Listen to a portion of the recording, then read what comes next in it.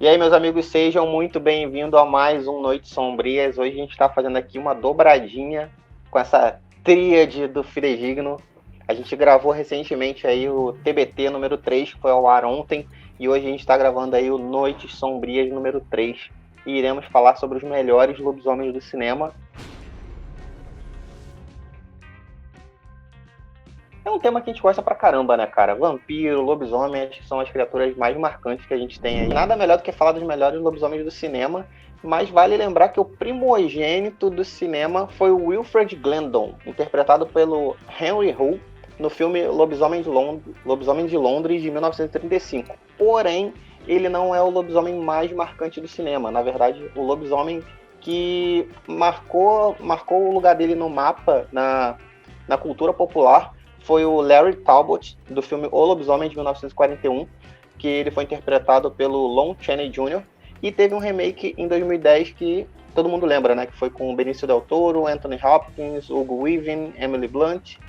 E aí, galera, vocês assistiram o Lobisomem? Provavelmente o de 2010, né? Porque o de 1941, tipo, é difícil pra caralho de achar pra gente assistir, né?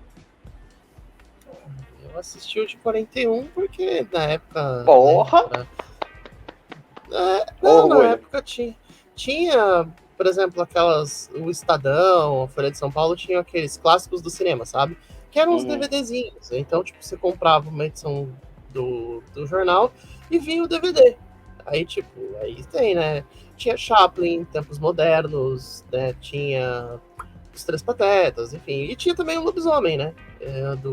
Essa versão antiga. E é diferente, né? É uma coisa, uma estética bem de primórdios de cinema, né? É outra era. A gente tá falando de outro tipo de filme, né? E o de 2010 é um que é mais fácil de se debater, né? E o elenco também do de 2010 é mais palatável pra gente conhecer do que o de 41, né? Então é outra pegada. Mas eu gosto do de 2010, né? O Benício Del Toro é um atorzaço, né? Pra interpretar personagens assim, né? Fora que tem o CGI também, né? Pra ajudar. O CGI de 2010 é absurdo. Eu acho que vale falar que o Lon Chaney, além do Lobisomem, né? Ele fez, ali no começo, ali nos anos 40, era a era mais ou menos meio que dos monstros da Universal, né? E o próprio Lon Chaney, ele já fez o Lobisomem, ele já fez o Frankenstein, sabe? Ele já fez vários monstros ao mesmo tempo, assim, entendeu? E ele é muito conhecido por filmes de terror mesmo. Ele é meio que, os amantes de terror, ele é meio que figurinha carimbada ali nos filmes mais antigos, assim, dos anos 40, anos 50. E é muito interessante ver ele no filme, porque anos 40 ali é mais ou menos meio que... eu não diria que é o início do cinema falado, né? Mas a gente vê muito dos trejeitos do teatro ainda, sabe? É toda aquela interpretação mais marcada mesmo, aquela coisa mais absurda, sabe? Coisa que a gente vê muito no teatro. Mas, assim, acho que vale falar que o Lobisomem de 2010 também é uma ótima homenagem. É muito interessante ver tanto o Del Toro como o Anthony Hopkins ali como dois monstros, né? Literalmente. Os dois são ótimos atores e são dois monstros, né? É muito bom. É um filmão. E eu preciso confessar que eu só fui assistir o de 2010, acho que foi ano passado, entendeu? Que ele ficou disponível na Netflix, isso. Eu sempre vi o cartaz na locadora, assim, quando saiu, mas sempre que eu ia pegar ele não estava disponível.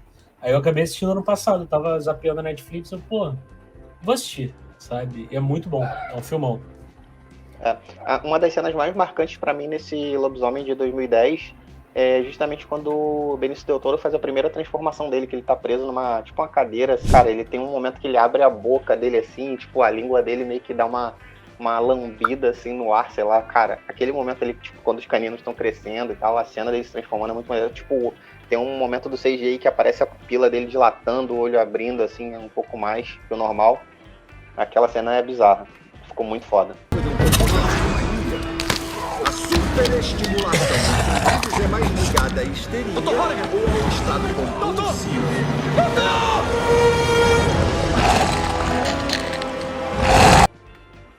Eu acho muito legal, porque segundo as lendas, o fato dos lobisomens existirem se dá por causa de maldições, né? Geralmente são maldições de sangue que são passadas de pai para filho, ou então de qualquer outra forma, assim. Mas, por ser uma maldição, a transformação é muito doída. E a gente vê isso no filme de 2010, sabe? A gente vê que ele sofre para se transformar. Isso é muito incrível, cara. Isso é muito legal de ver. Sim, vale mencionar que a gente já teve uma cacetada de filmes de lobisomens, né? Tipo, a gente teve muitos, inclusive o de 1941 não foi o primeiro, como eu já mencionei, né? Tipo, teve o Lobisomem de Londres de 1935, só que antes desse teve um curta-metragem mudo, que também se intitulava O Lobisomem, mas ele, tipo, é um curta, ele é mudo, então, assim, é aquele tipo de filme que foi esquecido pela história, infelizmente. Aquele de 1913? Mas, assim, o de 1913. Então, é muito interessante porque ele foi feito baseado numa lenda navarro, sabe? Dos indígenas que habitavam ali, os nativo-americanos, né, que habitavam ali a região perto de onde hoje fica o Novo México. E, tipo, é muito legal porque é uma visão completamente diferente, sabe? Como é um filme que se perdeu com o tempo, não tem mais nem qualquer exemplar dele, os textos que ainda tem sobre ele contam uma história bem diferente, assim, que mistura uma parada meio zumbi, meio vampiro, sabe? Eu tava até falando com o Guto isso antes da gente começar, que a sinopse é mais ou menos assim: uma garota renasce 100 anos após sua morte para vingar a morte do seu namorado, sabe? É uma parada bem louca, assim, é bem louca e é bem interessante você parar para pensar como as coisas eram pensadas, sabe, naquela época. É bem interessante, fiquei bem curioso. Sim. Então o primeiro lobisomem de cinema de fato não foi nem um homem, né? Foi uma mulher. Isso é bem legal. Só que o que marcou o lobisomem de 1941 é porque justamente o lobisomem de 1941 é basicamente o que a gente conhece hoje, porque de 1941 para cá teve pouca mudança no monstro em si, como é o caso do vampiro também. O vampiro teve várias mudanças, mas o Drácula, nesse mesmo período aí, que são a época dos monstros da Universal, então, tipo assim, não teve tantas mudanças, meu Deus, que influenciasse tanto assim na fisiologia do monstro, digamos assim. Então, por isso, o Lobisomem de 1941 é considerado como se fosse o primeiro filme de lobisomens, mesmo não sendo, né? Além do Larry Talbot, tipo, na minha opinião, não é o lobisomem mais maneiro do cinema. Tipo, eu acho o filme muito foda, o de 2010. O de 1941 não assisti ainda. Eu gosto muito do remake feito em 2010, mas pra mim não é o mais fodão. Mas a gente tem outros filmes aqui pra falar. Eu queria saber se vocês assistiram o filme O Garoto do Futuro, de 1985, onde o lobisomem é o Scott Howard, interpretado pelo Michael J. Fox. Isso. Esse filme, inclusive, virou desenho animado. Vocês lembram desse? Desenho animado e ganhou também uma série, né? Há pouco tempo atrás. Sim. Eu lembro desse também, né? Ele não tem um tom muito voltado ao terror, né? Exato. Ele é mais... bem comedião, né? Ele traz outro aspecto, né? Porque esse personagem ele não é só voltado ao terror, ele consegue... Esse tipo de criatura eles utilizaram para outros fins, né? Não foi só nesse gênero, né? No caso do Garoto Futuro é mais uma parada mais comédia, né? Ainda mais nos anos 80, né? Que é uma fase meio colorida do cinema e tudo, né? Até esse tipo de criatura acaba se encaixando. O Garoto do Futuro eles trazem o Michael J. Fox, que naquela época já estava ali, né? No auge dele, né? E estouradaço com De Volta para o Futuro. Exato, ele tava no, se não me engano, ele já tinha feito o primeiro nesse daqui, né? Quando saiu a. E ele.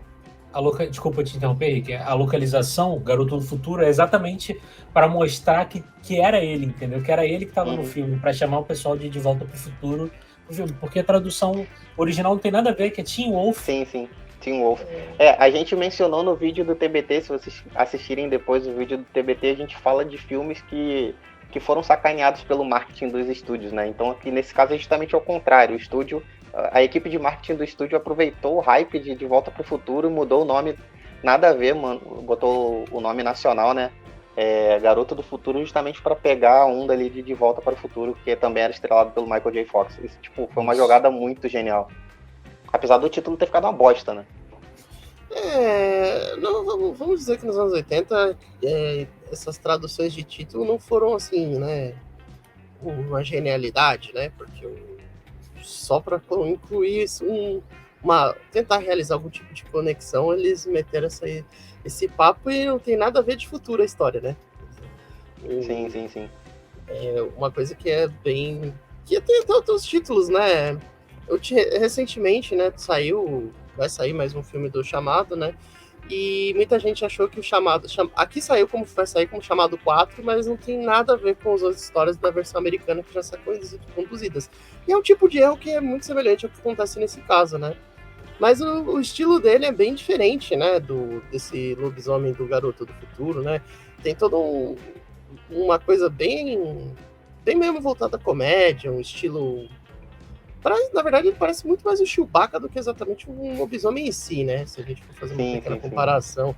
Eles têm realmente, e nos anos 80, dificilmente o terror, até algumas outras produções que surgem depois, como o Monstro do Pântano, acaba despencando para comédia, dado os sucessos que eles conseguem no anterior, para realizar algum tipo de popularização do filme e, lógico, né, ganhar dinheiro em cima, né? Bom, vale mencionar também que, tipo, as pessoas podem estar se perguntando aqui por que a gente mencionou Garoto do Futuro, né? Tipo, nem é um filme tão bom assim, mas o filme faz por merecer estar aqui nessa lista, porque acredito que tenha sido o primeiro filme de comédia de lobisomem, e também por ter sido transportado para outra mídia, né? Acabou virando um desenho animado, que, por sinal, era muito maneiro o desenho.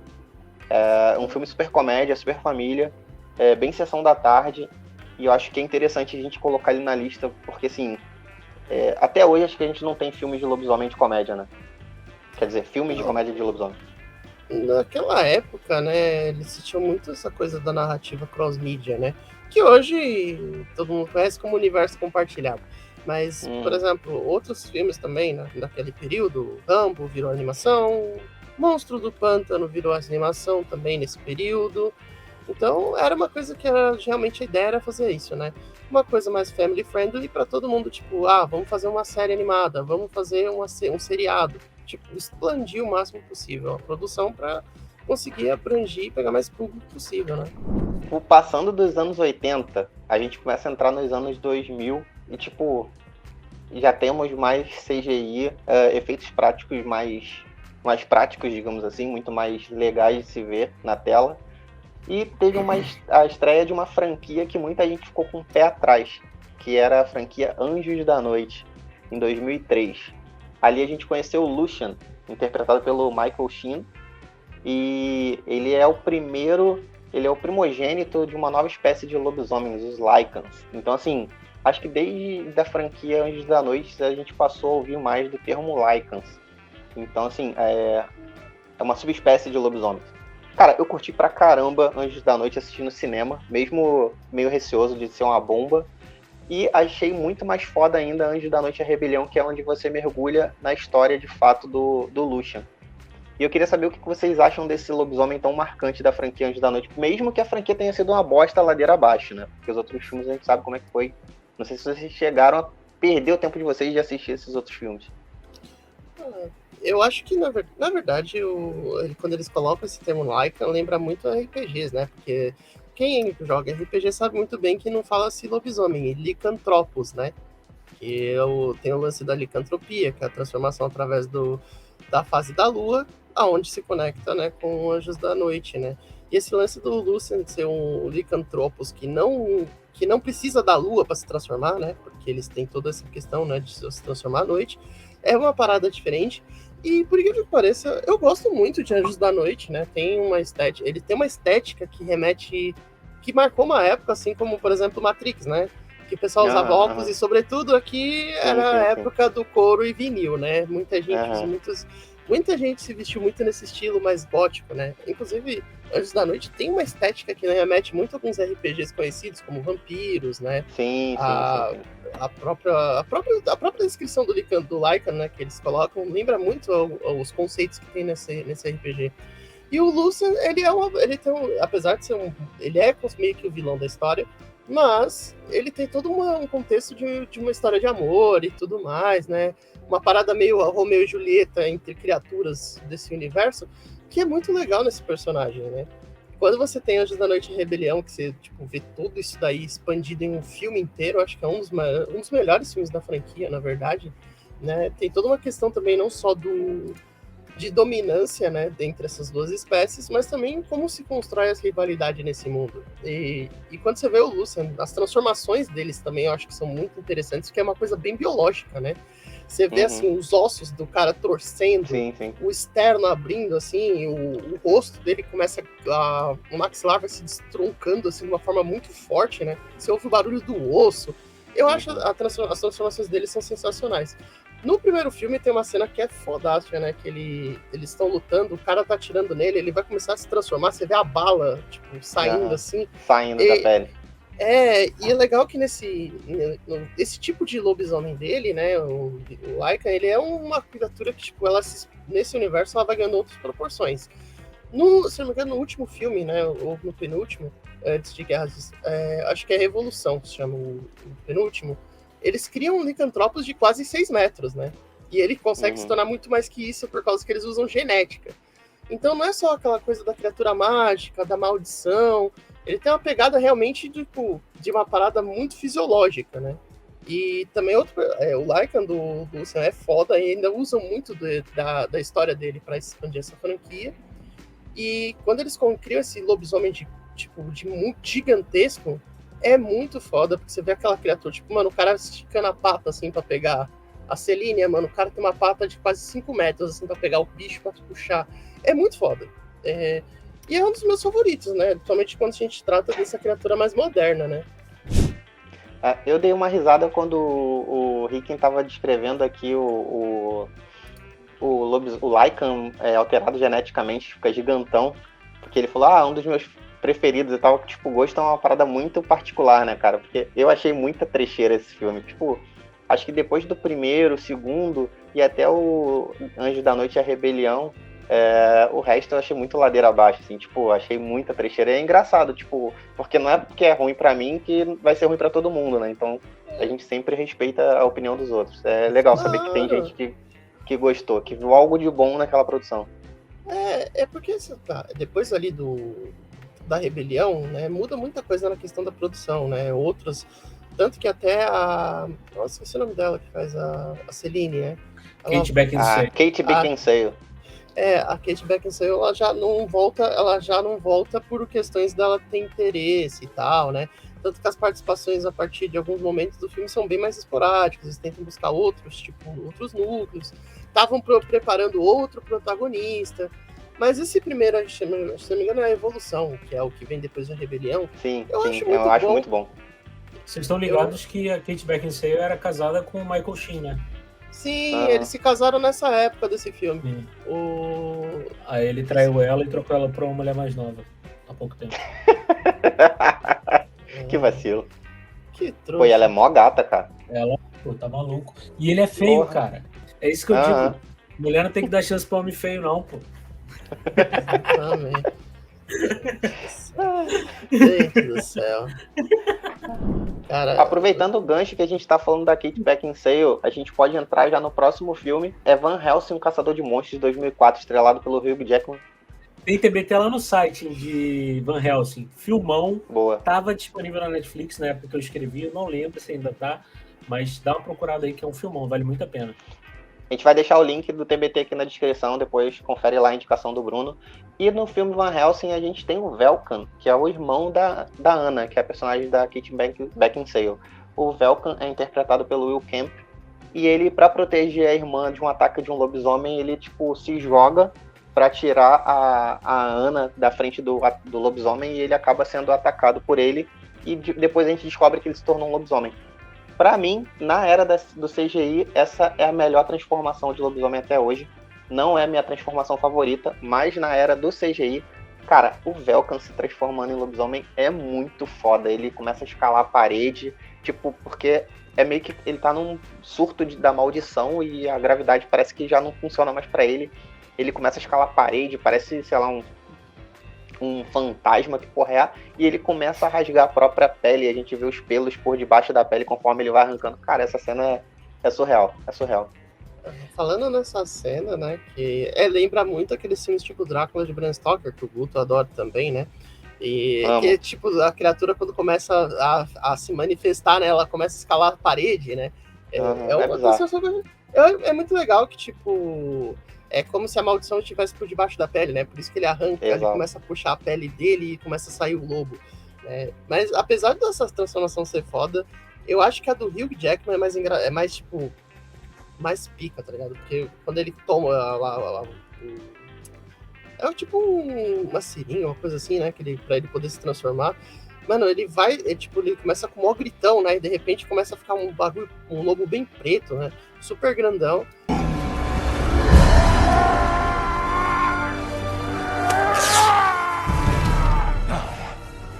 Não pode ser!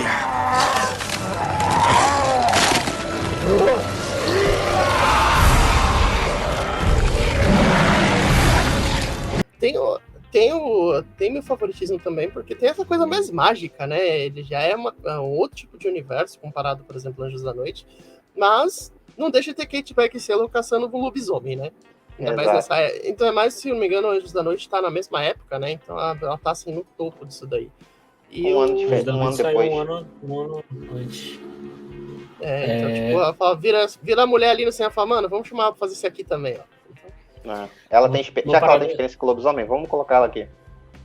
Uma parada que eu adoro em Van Helsing é, tipo, a variedade de monstros, sabe? Eu ia falar isso agora. Você vê o monstro de Frankenstein, você vê o Jekyll and Hyde, que é o médico e o monstro. Pô, tu vê, é muito legal. Ver o lobisomem, ver o Drácula lá, né? Bem interessante. Eu acho que, se não me engano, irmão, desculpa te cortar. É interessante também que tu falou do Drácula, que as vampiras que acompanham o Drácula e o próprio Drácula, eles têm uma versão completamente repaginada do monstro, né? Tipo, eles parecem mais morcegos, assim, eles têm asas e tal, então, assim, é bem diferente a estética do monstro transformado, né? Sim. Todos eles têm, né? Tem uma coisa bem voltada, tipo, uma coisa como se fosse nesses contos de monstro, né? Que começa a descrever uma criatura gigante e tal. Inclusive, tem uma cena que é engraçada, né? Quando ele vai falando do Frankenstein, né? Fala, ele é dessa altura, não sei o quê, e tem 3 dentes de prata. Como você sabe? Fala, não, que ele tá aqui atrás da gente, tipo, uma criatura gigantesca, né? E é legal que, tipo, a Universal tem direito sobre esses monstros, né? E nunca vi uma coisa desse patamar, sabe? E também nem posteriormente saiu alguma coisa com esse lado mais mágico desses personagens, né? Eles tentaram fazer isso, né? Com o filme da Múmia lá do Tom Cruise. Teve outro filme antes, foi o Drácula, Uma História Não Contada, que eles tentaram adaptar, colocar tudo no mesmo universo, só que deu tudo errado, mais uma vez. Pô, botar Tom Cruise em A Múmia, fala sério. Inclusive o personagem do Russell Crowe na Múmia, ele faz o personagem do Médico Monstro, né? Isso, ele é o Dr. Hyde e o Mr. Jekyll também, que eles transformam.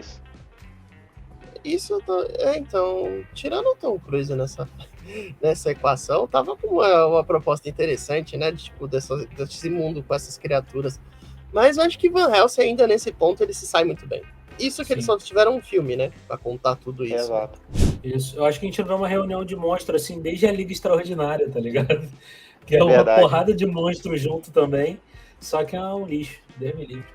Filme ruim, não falar assim que eu gosto. Eu falo assim, eu gosto, cara. A Liga Extraordinária é muito foda. Que isso, fala tem várias sério. Referências.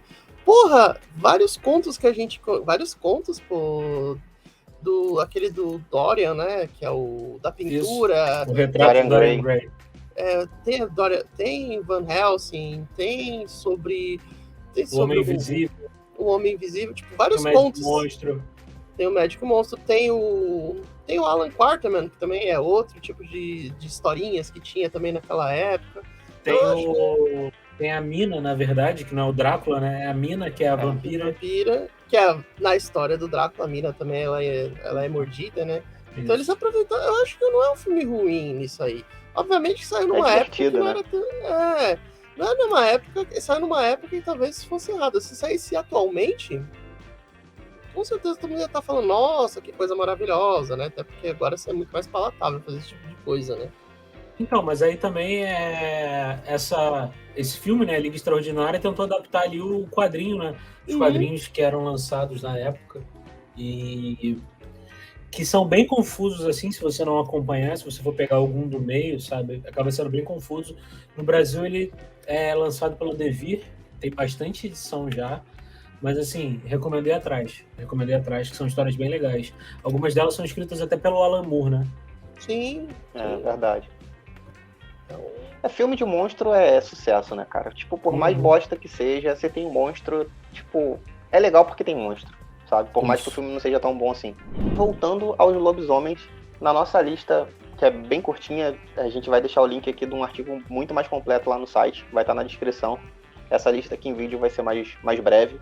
Mas antes de fechar a nossa lista, é importante a gente mencionar que, assim, nem só de cueca vive o monstro lobisomem, né? Também tem lobisomem fêmea.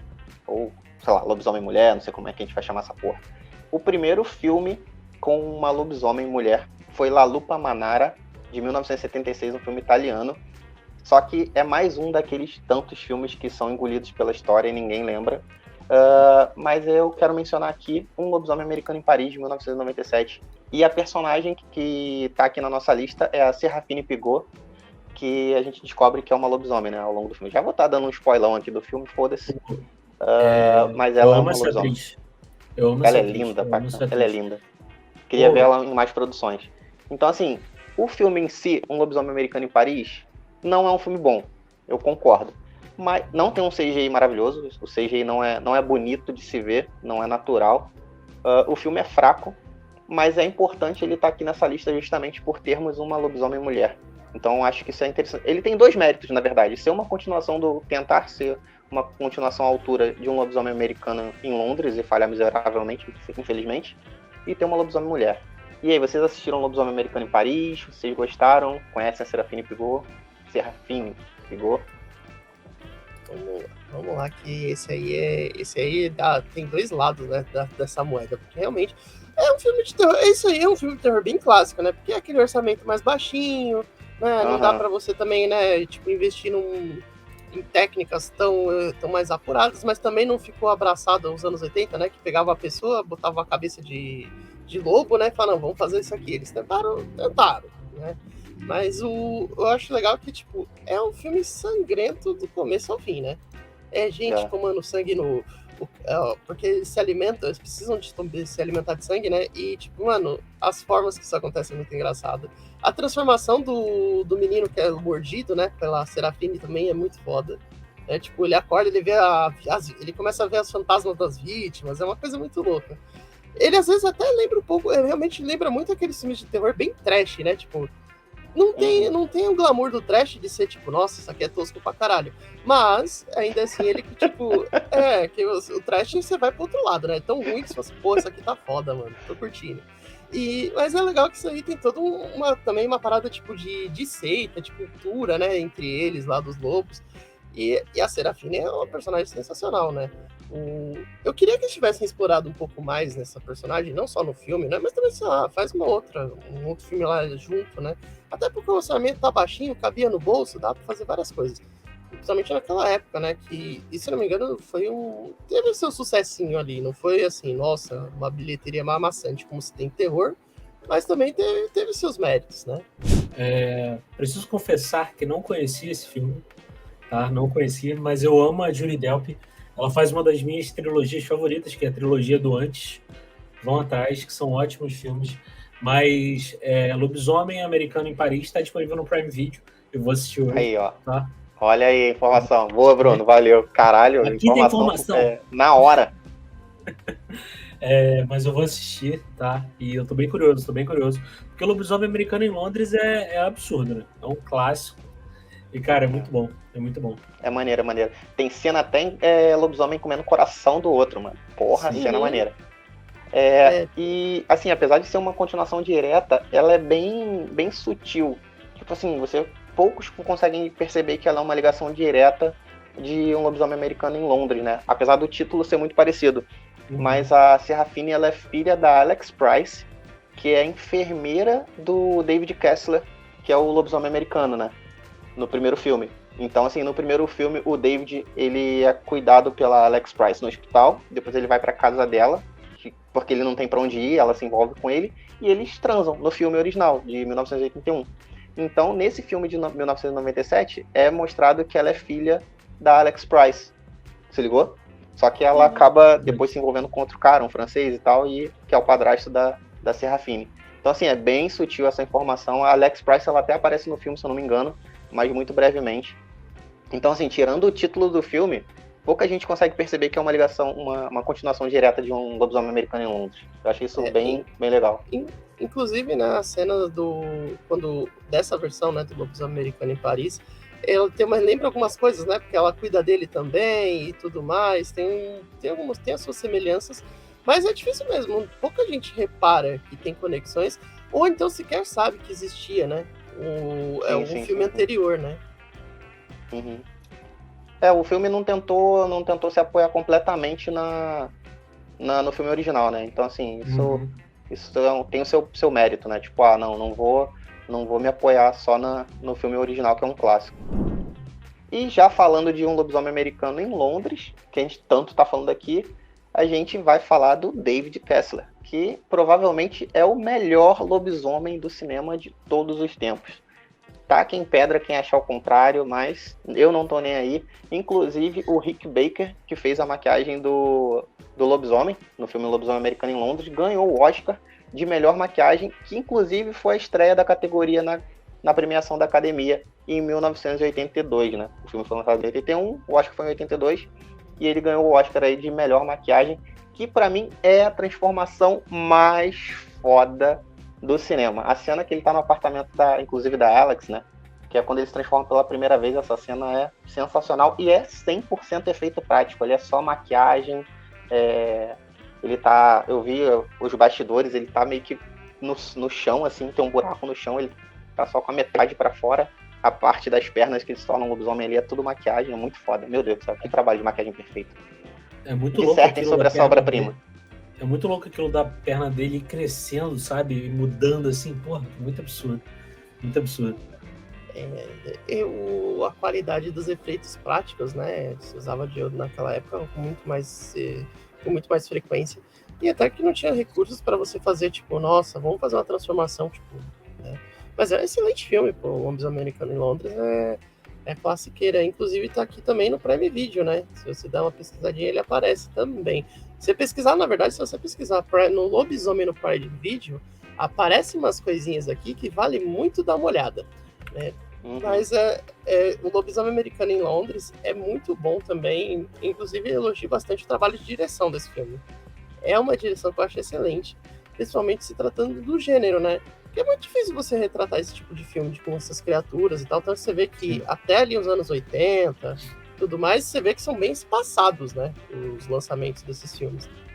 Eu acho muito interessante que o Lobisomem Americano em Londres, ele retrata meio que um lado da licantropia que a gente não vê geralmente, né?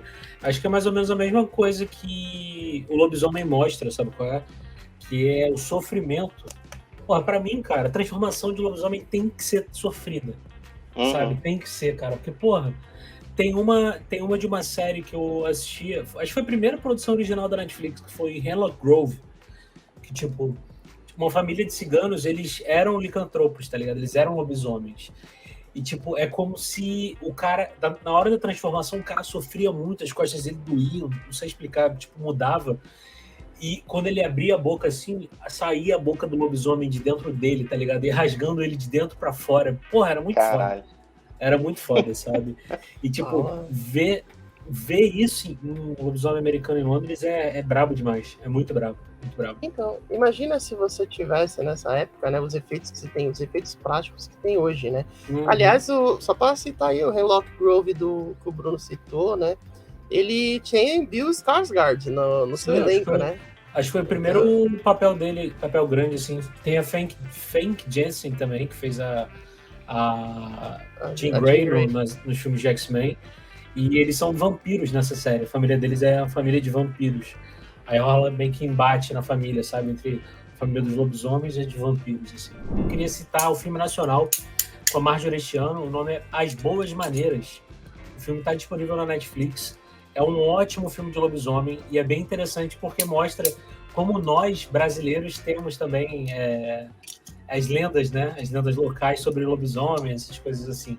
Que a gente tem muito mais aquilo, né? Tipo, o sétimo filho do sétimo filho, é um bagulho assim, é muito louco, porque são coisas muito específicas. Se não me engano, são quando se tem 7 mulheres, o oitavo filho, quando é um menino, ele vira um lobisomem.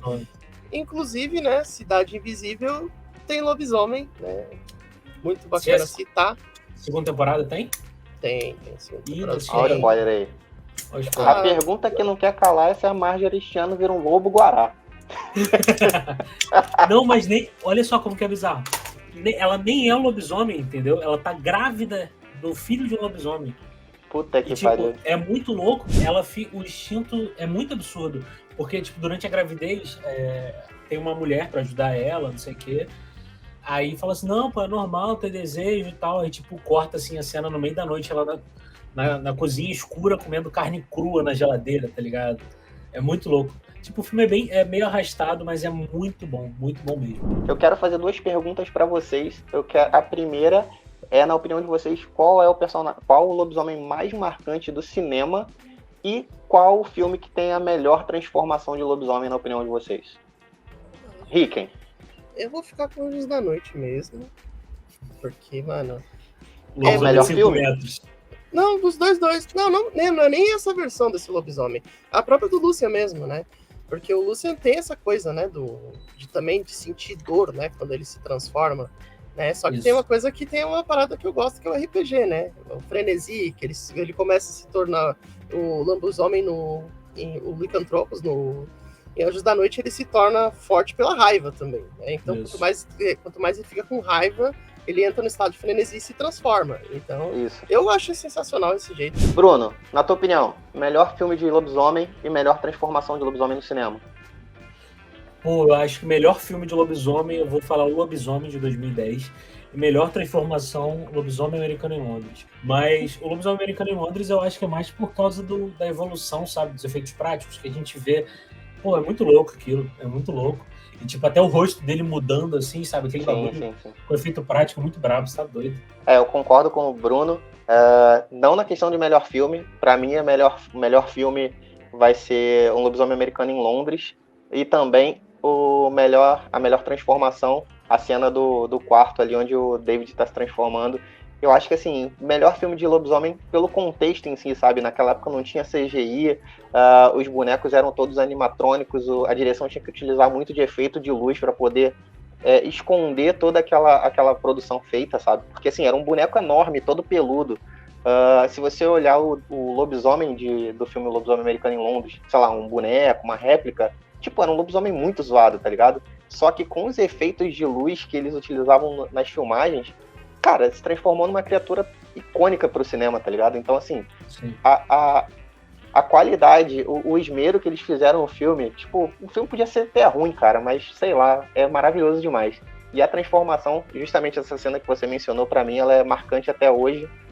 Acredito que, para muitos fãs dessa criatura da noite, com certeza um Lobisomem Americano em Londres, se não for o melhor filme, tá ali entre o top 3. A gente tem uma infinidade de filmes de lobisomens, a gente vai deixar o link aqui na descrição com o artigo completo. Espero que vocês tenham gostado desse vídeo. Se tiver algum lobisomem específico do cinema que a gente não tenha falado aqui, deixe no seu comentário. Ricken, Bruno, eu quero agradecer demais pela presença de vocês aqui nesse bate-papo. Eu amo falar de toda criatura da noite, lobisomem, vampiro. Inclusive, a gente tem que fazer um vídeo só sobre vampiro. E tem uma cacetada de monstros aí que a gente pode falar, a gente vai vir aqui mais pra frente. Se vocês tiverem alguma sugestão, botem aqui no comentário. Recados finais, pessoal, é com vocês. Como sempre, agradecer a oportunidade de a gente fazer alguma coisa juntos, né? E, cara, tamo junto aí, vamos curtir, falar mais de terror, falar mais de filmes desse tipo, de criaturas desse universo. E uma boa proposta, né? A gente falar aí de vampiro futuramente, né? Eu super animo de falar de vampiro, adorei falar groselha, rir um pouquinho também aqui com vocês. É isso. E se a gente falar de vampiro, com certeza a gente vai falar de Drácula. E se a gente falar de Drácula e a Samiri não estiver presente, ela vai fazer uma mandinga contra a gente, cara. Vai dar ruim. Uma maldição. Vai geral virar lobisomem. Pessoal, muito obrigado pela presença. Espero que quem tenha assistido até aqui tenha curtido esse vídeo. TBT. Toda a última quinta-feira do mês, Noites Sombrias na sequência, toda a última sexta-feira do mês. Espero que vocês tenham gostado. Até a próxima, até o Noites Sombrias 4. Valeu, pessoal. Um abraço. Muito obrigado, um abração. Tchau, tchau, meu povo.